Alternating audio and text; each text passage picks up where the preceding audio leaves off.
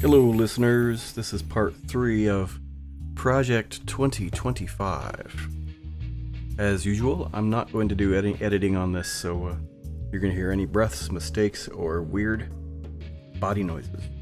I had a hamburger and my stomach might growl. Alright, we left off at page 45 of 920. Promise number 4. Secure our God-given individual right to enjoy the blessings of liberty. And for some reason, the blessings of liberty is in quotes. The Declaration of Independence famously asserted the belief of America's founders that all men are created equal and endowed with God-given rights to life, liberty, and the pursuit of happiness.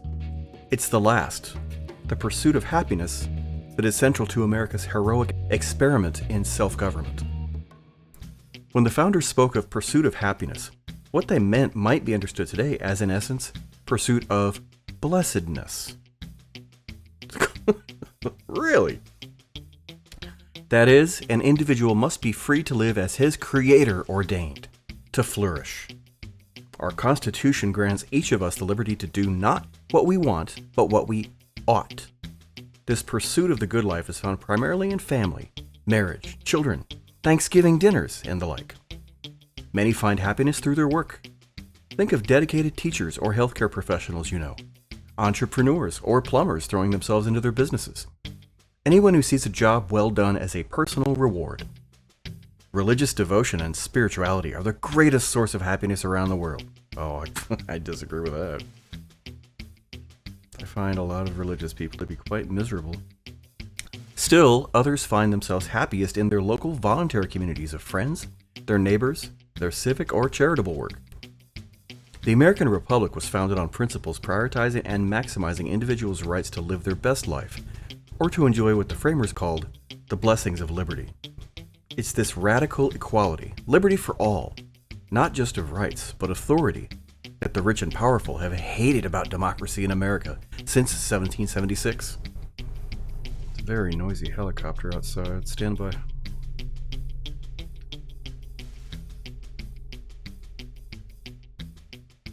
They resent Americans' audacity in insisting that we don't need them to tell us how to live. It's this inalienable right of self-direction, of each person's opportunity to direct himself or herself and his or her community to the good, that the ruling class disdains. With the Declaration and Constitution, our nation's founders handed to us the means with which to preserve this right. Abraham Lincoln wrote of the Declaration as an apple of gold in a silver frame, the Constitution. So must the next conservative president look to these documents when the elites mount their next assault on liberty. Left to our own devices, the American people rejected European monarchy and colonialism, just as we rejected slavery, second-class citizenship for women, mercantilism, socialism, Wilsonian globalism, fascism, capitalized, communism, also capitalized, and today, wokeism, surprisingly not capitalized. To the left, these assertions of patriotic self-assurance are just so many signs of our moral depravity and intellectual inferiority, proof that, in fact, we need a ruling elite making decisions for us.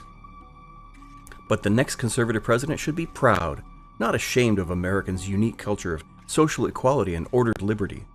After all, the countries where Marxist elites have won political and economic power are all weaker, poorer, and less free for it. The United States remains the most innovative and upwardly mobile society in the world. Government should stop trying to substitute its own preferences for those of the people.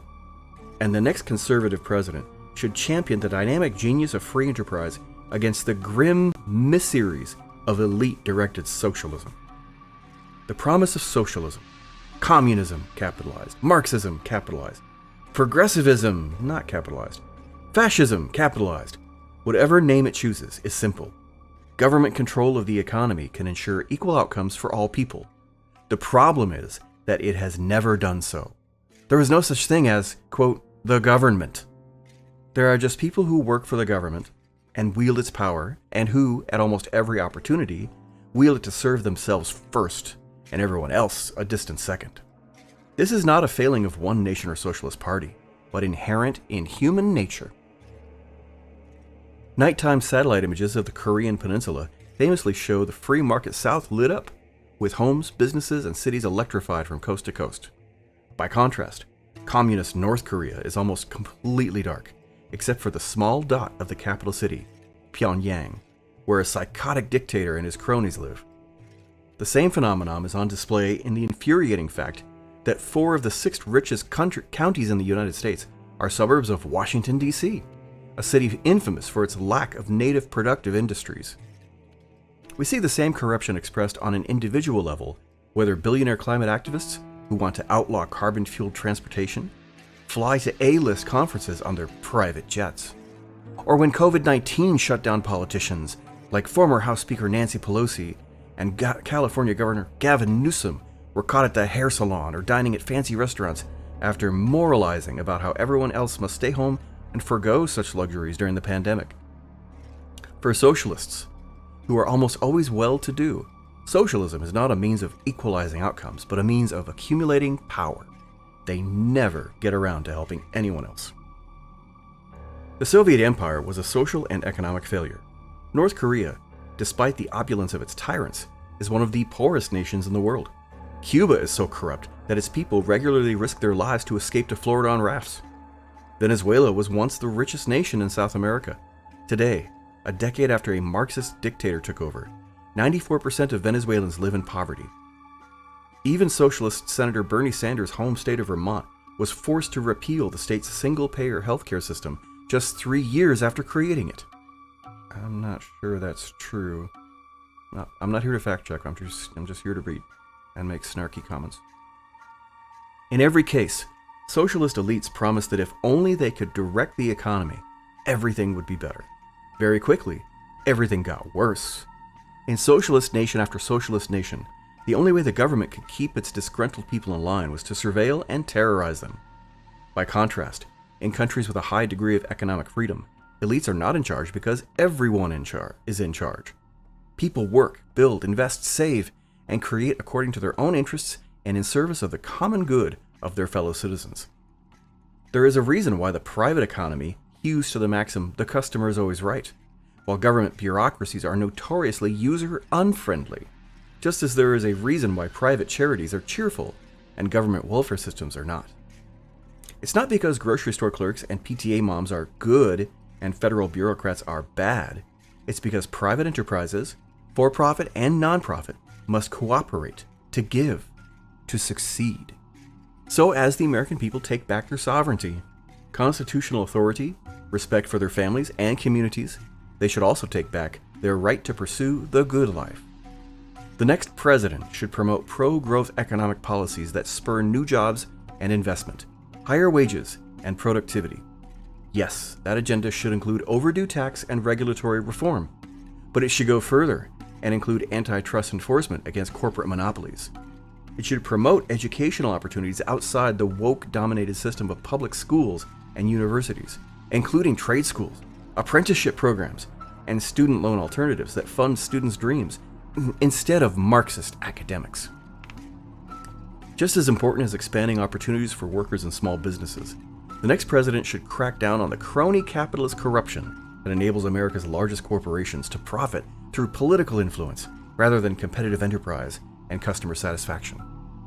Analogous pro-growth reforms for America's voluntary civil society are also in order. America is not an economy. It is a country. Economic freedom is not the only important freedom. Freedom of religion, freedom of speech, and the freedom to assemble also represent key components of the American promise. Today, in addition to the problem of big tech censorship, big tech capitalized, we see speakers at universities shouted down, parents investigated and arrested for attempting to speak at school board meetings, and donors to conservative causes harassed and intimidated. The next conservative president must defend our First Amendment rights. Best effort. Ultimately, the left, capitalized, does not believe that all men are created equal. They think they are special. They certainly don't think all people have an unalienable right to pursue the good life. They think only they themselves have such a right, along with a moral responsibility to make decisions for everyone else. They don't think any citizen, state, business, church, or charity should be allowed any freedom until they first bend the knee. This book, this agenda, the entire Project 2025 is a plan to unite the conservative movement and the American people against elite rule and woke culture warriors. Our movement has not been united in recent years, and our country has paid the price. In the past decade, though, the breakdown of the family, the rise of China, the Great Awakening, capitalized, big tech's abuses, also capitalized, and the erosion of constitutional accountability in Washington have rendered these divisions not just inconvenient, but politically suicidal. Every hour, the left directs federal policy and elite institutions. Our sovereignty, our Constitution, our families, and our freedom are a step closer to disappearing. Conservatives have just 2 years and one shot to get this right. With enemies at home and abroad, there is no margin for error. Time is running short. If we fail, the fight for the very idea of America may be lost. But we should take this small window of opportunity we have left to act with courage and confidence, not despair.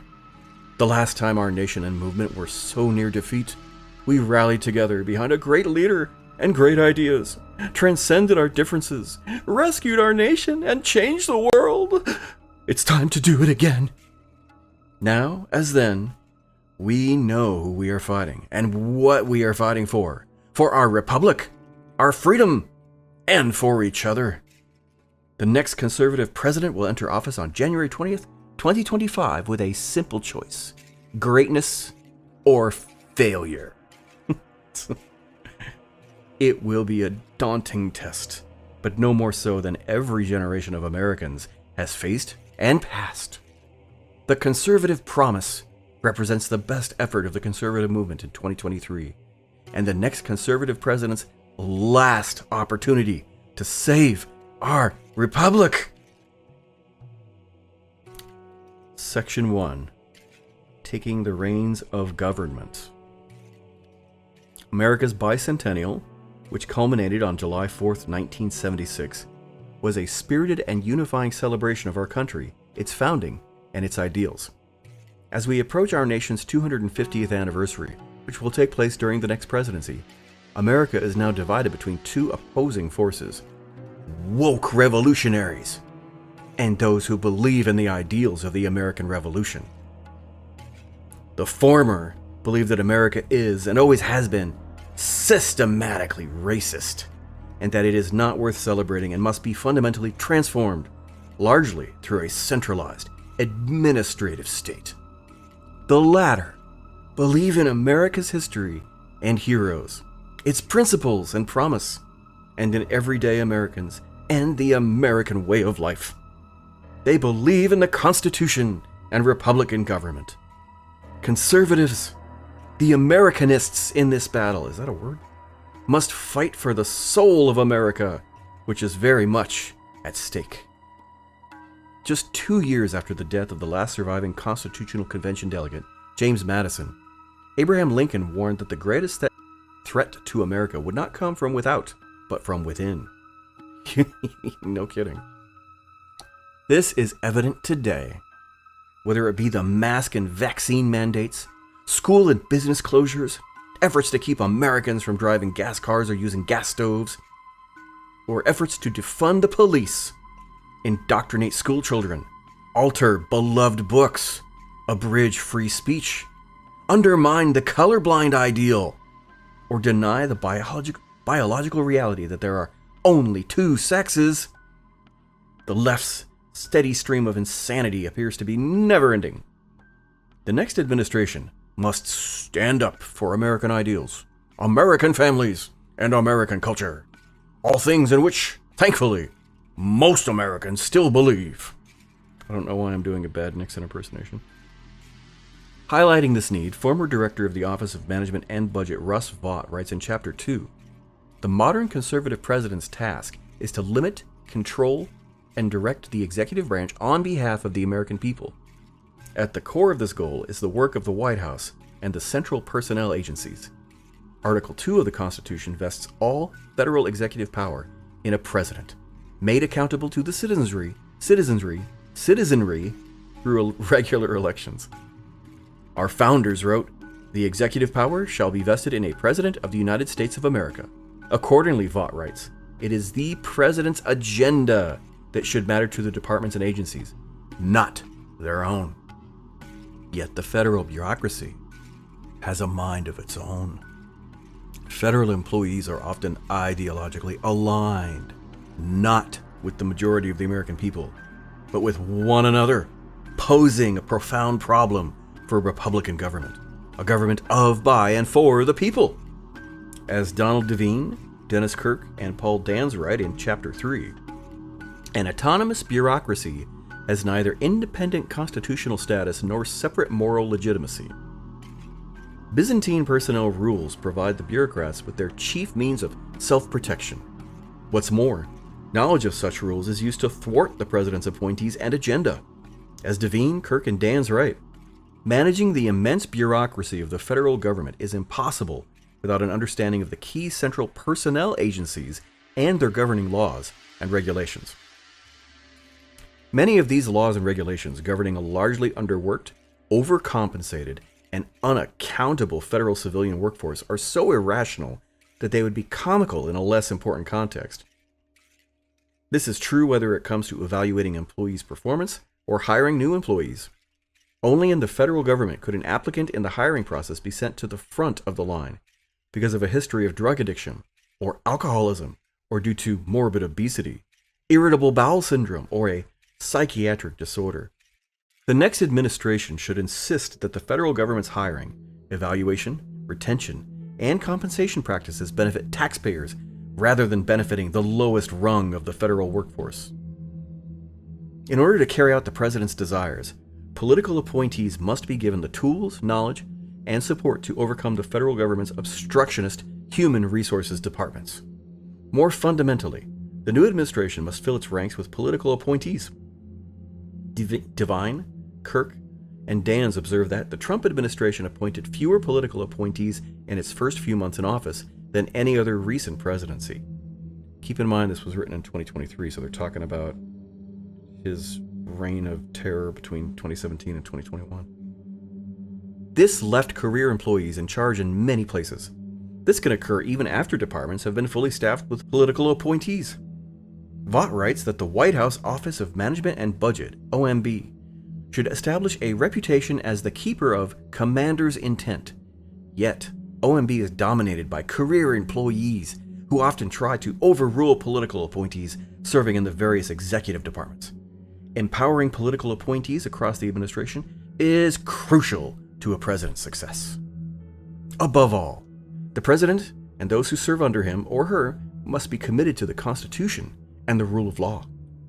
This is particularly true of a conservative administration, which knows that the president is there to uphold the Constitution, not the other way around.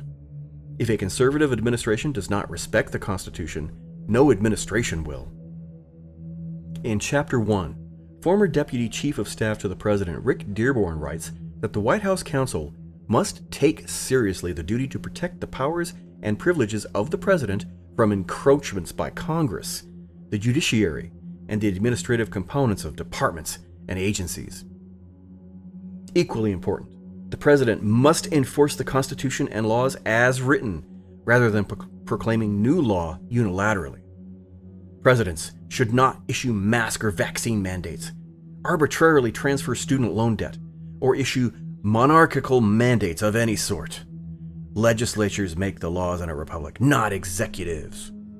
It is crucial that all three branches of the federal government respect what Madison called the double security to our liberties, the separation of powers among the three branches, and the separation of powers between the federal government and the states. This double security has been greatly compromised over the years. Vaught writes that the modern executive branch writes federal policy, enforces that policy, and often adjudicates whether that policy was properly drafted and enforced. He describes this as constitutionally dire and in urgent need of repair, adding, "Nothing less than the survival of self-governance in America is at stake." When it comes to ensuring that freedom can flourish, nothing is more important than deconstructing the centralized administrative state. Political appointees who are answerable to the president and have decision-making authority in the executive branch are key to this essential task. The next administration must not cede such authority to nonpartisan experts, in quotation marks, who pursue their own ends while engaging in groupthink, insulated from American voters. The following chapters detail how the next administration can be responsive to the American people, not to entrenched elites, quotation marks on elites, how it can take care that all the laws are faithfully executed, not merely those that the president desires to see executed, and how it can achieve results and not be stymied by an unelected bureaucracy. Section 1. White House Office by Rick Dearborn. From popular culture to academia, the American presidency has long been a prominent fixture of the national imagination. Naturally so, since it is the beating heart of our nation's power and prestige. It has played, for instance, a feature role in innumerable movies and television shows, and has been prodded, analyzed, and critiqued by countless books, essays, and studies. But like nearly everything else in life, there is no substitute for first-hand experience, which this manual has compiled from the experience of presidential appointees, and provides inaccessible form for future use. With respect to the presidency, it is best to begin with our republic's foundational document. The Constitution gives the executive power to the president.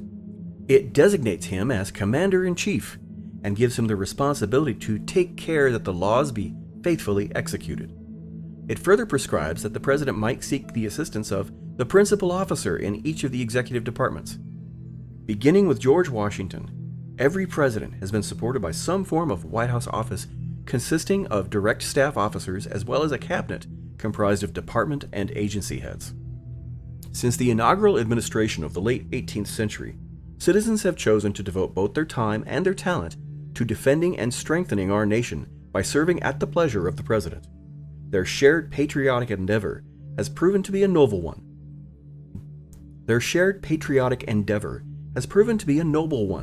Not least because the jobs in what is now known as the White House Office, or WHO, are among the most demanding in all of government. The president must rely on the men and women appointed to the WHO. There simply are not enough hours in the day to manage the affairs of a state single-handedly, so delegation is not just advisable, it is essential. The decisions that assistants and senior advisors make will directly impact the administration, its legacy, and, most important, the fate of the country. Choosing who will carry out that agenda on a daily basis is not only one of the first decisions a president makes in office, but also one of the most critical. The tone and tempo of administration are often determined on January 20th. Chief of Staff. As with most of the positions that will be covered in this first chapter, the Chief of Staff is also an assistant to the President. However, the Chief is truly first among equals. Of all presidential staff members, the Chief is the most critical to implementation of the President's vision for the country. The Chief also has a dual role as manager of the staffs of both the WHO and the Executive Office of the President, or EOP. The Chief of Staff's first managerial task is to establish an organizational chart for the WHO. It should be simple and contain clear lines of authority and responsibility to avoid conflicts. It should also identify specific points of contact for each element of the government outside of the White House. These contacts should include the White House liaisons who are selected by the Office of Presidential Personnel, PPO. Receiving guidance from the President, the Chief endeavors to implement the President's agenda by setting priorities for the WHO.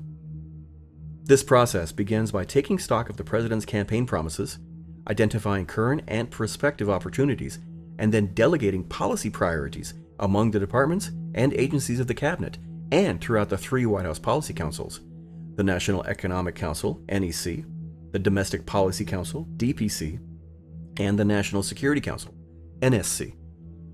The President is briefed on all of his policy priorities by his Cabinet and senior staff as directed by the Chief. The Chief, along with senior WHO staff, maps out the issues and themes that will be covered daily and weekly.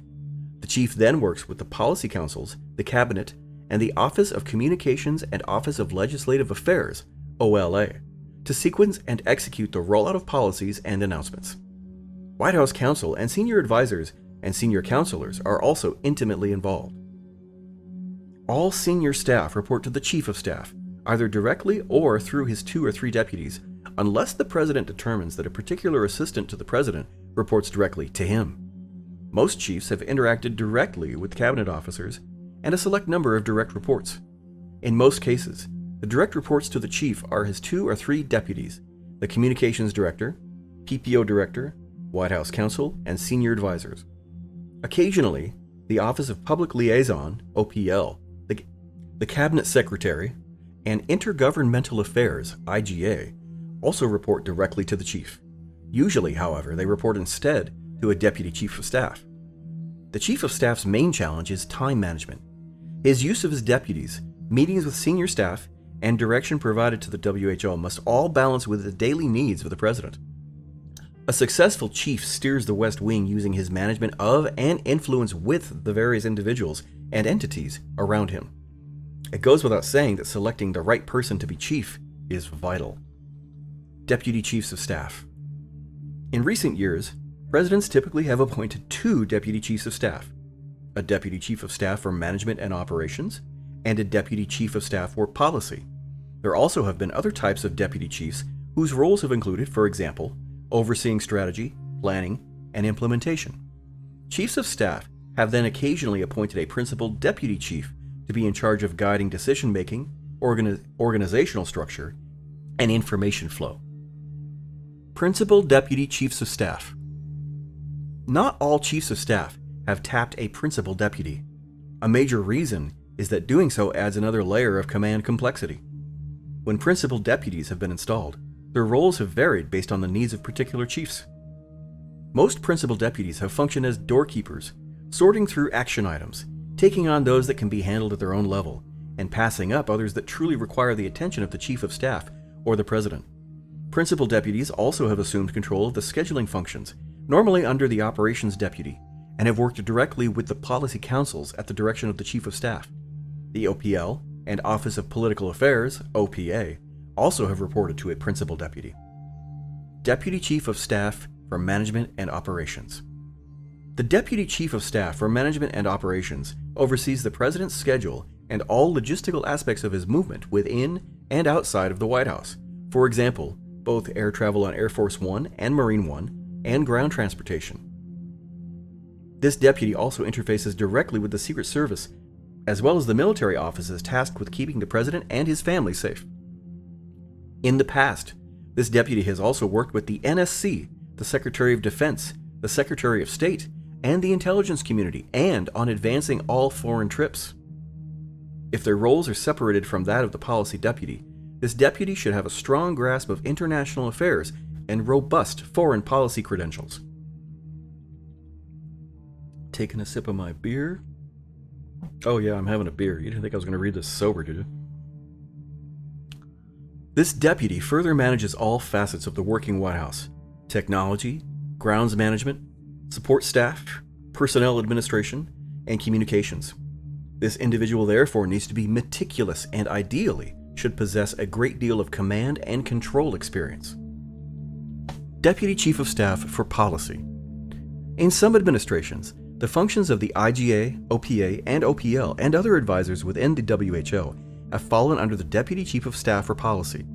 For conservatives, this arrangement could help to connect the WHO's outreach to political and external groups and be a strong conduit for state and local elected officials, state party organizations, and both grasstop and grassroots groups. This deputy chief works directly with the Chief of Staff, cabinet officers, and all 3 policy councils to support the development and implementation of the president's agenda. This deputy chief should therefore have impressive policy credentials in the realms of economic, domestic, and social affairs. Senior advisors. Presidents have surrounded themselves with senior advisors whose experience and interests are not necessarily neatly defined. In recent administrations, senior advisors have been appointed to offer broad guidance on political matters and communications issues. Others have acted as czars for specific projects or policy areas. The most powerful senior advisors frequently have had a long personal relationship with the president and often have spent a significant amount of time with him within and outside the White House. They have been asked not only to provide guidance on a variety of policy issues, but also to offer instruction on communicating with the American people and the media. In a number of administrations, new offices or councils have been created to support senior advisors. For the most part, their functions have been duplicative or overlapping, as a result of which these offices have tended to be short-lived. Even so, senior advisors should be provided the staff and resources that their portfolios require. To ensure that senior advisors are effective, their portfolios must be clearly delineated and clearly communicated across the White House. This, too, is a responsibility of the Chief of Staff. Office of White House Counsel. The Office of White House Counsel provides legal guidance to the President and elements of the EOP on a host of issues, including presidential powers and privileges, ethics compliance, review of clemency applications, and judicial nominations. The selection of White House counsel is one of the most important decisions an incoming president will make. This office is not designed to create or advance policies on its own initiative, nor should it do so. Rather, it is dedicated to guiding the president and his reports on how, within the bounds of law, to pursue and realize the president's agenda. While the White House counsel does not serve as the president's personal attorney in non-official matters, it is almost impossible to delineate exactly where an issue is strictly personal and has no bearing on the president's official function. That is patently untrue. You can always tell if a president's serving themselves or the people. The White House counsel needs to be deeply committed both to the president's agenda and to affording the president proactive counsel and zealous representation. That individual directly advises the president as he performs the duties of the office, and this requires a relationship that is built on trust, confidentiality, and candor. The Office of White House Counsel is also responsible for ensuring that each component of the White House adheres to all applicable legal and ethical guidelines, which often requires ongoing training and monitoring to ensure compliance. This means ensuring that White House staff regularly consult with office attorneys on required financial disclosures, received gifts, potential conflicts of interest, and other ethical concerns. The Office of White House Counsel is the first line of defense for the EOP. Its staff must take seriously the duty to protect the powers and privileges of the President from encroachments by Congress, the judiciary, and the administrative components of departments and agencies. In addition to the White House Counsel, the office includes deputies, assistants, associates, and legal support staff. The assistant and associate attorneys are often specialists in particular areas of the law and offer guidance to the EOP on issues related to national security, criminal law, environmental law, and a host of administrative and regulatory matters. Attorneys working in the Office of White House Counsel serve as legal advisors to the White House policy operation by reviewing executive orders, agency regulations, and other policy-related functions. Here again, subordinates should be deeply committed to the President's agenda and see their role as helping to accomplish the agenda through problem-solving and advocacy. They should not erect roadblocks out of an abundance of caution. Rather, they should offer practical legal advice on how to promote the President's agenda within the bounds of law. The White House Counsel's office cannot serve as a finishing school to credential the next set of white shoe law firm attorneys or federal judges in waiting who cabin their opinions for fear their elite credentials could be tarnished through a policy disagreement. Rather, it should function more as an activist yet ethical plaintiff's firm that advocates for its client, the administration's agenda, within the limits imposed by the Constitution and the duties of the legal profession. The Office of White House Counsel also serves as the primary gateway for communication between the White House and the Department of Justice, DOJ. Traditionally, both the White House Counsel and the Attorney General have issued a memo requiring all contact between the two institutions to occur only between the Office of White House Counsel and the Attorney General or Deputy Attorney General. The next administration should re-examine this policy and determine whether it might be more efficient or more appropriate for communication to occur through additional channels. The White House Counsel also works closely with the DOJ Office of Legal Counsel to seek opinions on, for example, matters of policy development and the constitutionality of presidential power and privileges, and with OLA and the DOJ Office of Legal Policy on presidential judicial nominees. When a new president takes office, he will need to decide expeditiously how to handle any major ongoing litigation or other pending legal matters that might present a challenge to his agenda. Yeah, that is a concern, isn't it? To offer guidance, the White House Counsel must get up to speed as quickly as possible on all significant ongoing legal challenges across the executive branch that might affect the new administration's policy agenda, and must be prepared at the outset of the administration to present recommendations to the President, including recommendations for reconsidering or reversing positions of the previous administration in any significant litigation. This review will usually require consulting with the new political leadership at the Justice Department, including during the transition period. No day is predictable at the White House. Therefore, to handle the pace and volatility of affairs, the Office of White House Counsel must offer measured legal guidance in a timely manner. This often means foregoing law review style memos about esoteric legal concepts and instead quickly providing high-level yet incisive guidance. Due to evolving world events, domestic affairs, and political pressures, the office often faces legal questions for which there may not be a wealth of precedent. Attorneys in the Office of White House Counsel must therefore work collaboratively within the White House and the Department of Justice, relying on each other as a team to ensure that proper legal guidance is delivered to the President. The President should choose a White House counsel who is well versed in the Constitution, administrative and regulatory law, and the inner workings of Congress and the political process. Instead of choosing a specialist, the President should hire a counsel with extensive experience with a wide range of complex legal subjects. Moreover, while a candidate with elite credentials might seem ideal, the best one will be, above all, loyal to the President and the Constitution. And with that, I'm going to take a break. My mouth is getting dry, and to be quite frank, this section was boring. This recording and all other recordings related to this Project 2025 reading are copyrighted by Douglas Wayne Ricketts. All rights reserved. Unless you agree with me that Project 2025 sucks, then please feel free to use as much of this reading as you want. Thanks for listening.